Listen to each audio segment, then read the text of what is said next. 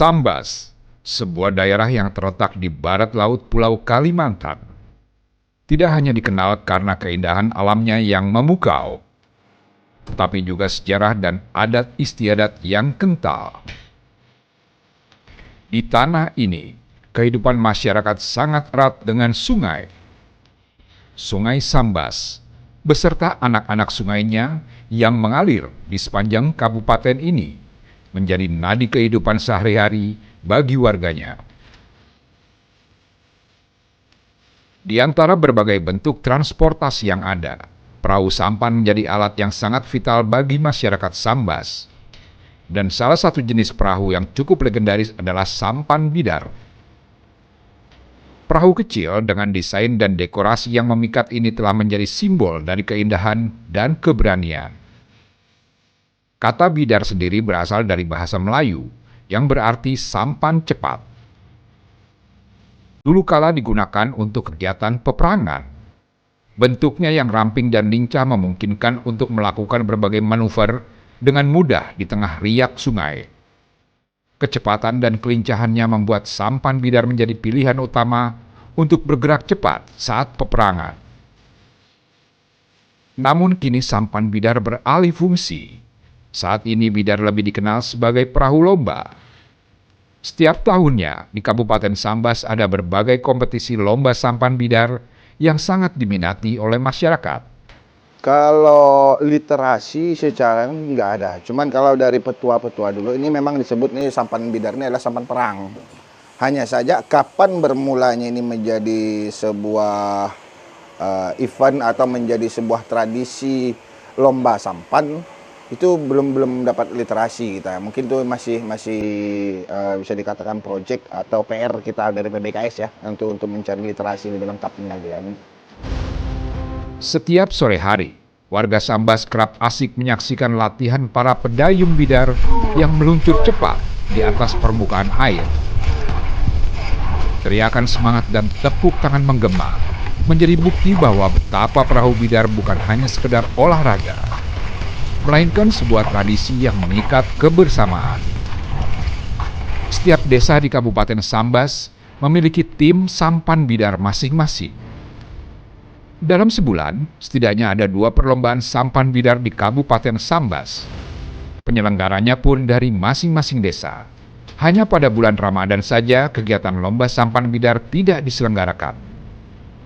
Kalau sirkuit favorit ini memang lumayan banyak kan. Salah satunya ini jalur ini menjadi salah satu favorit. Namun yang menjadi buah mata atau menjadi favorit kawan-kawan dari seluruh Kalbar itu memang Festival Muara Urakan di depan Istana Keraton Sambas.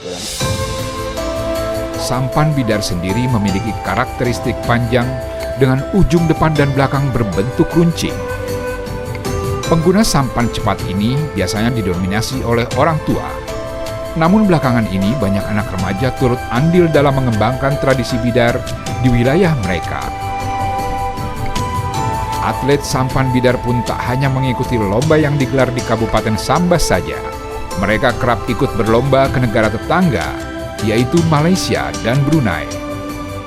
Di balik kesuksesan dan pesona perlombaan sampan bidar, ada sosok-sosok yang tak tampak, namun memiliki peran penting dalam menjaga kelestarian warisan budaya ini. Salah satunya adalah Leo Saputra, seorang pedayung sampan bidar yang kini beralih profesi menjadi pembuat sampan bidar.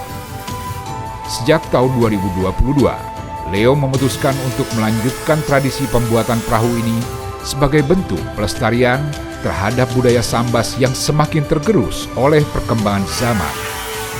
Leo adalah salah satu dari 5 pengrajin sampan bidar yang masih bertahan hingga kini. Dalam proses pembuatannya, Leo memilih kayu medang atau berawan sebagai bahan utama. Kayu ini dipilih karena ketahanannya terhadap air dan cuaca.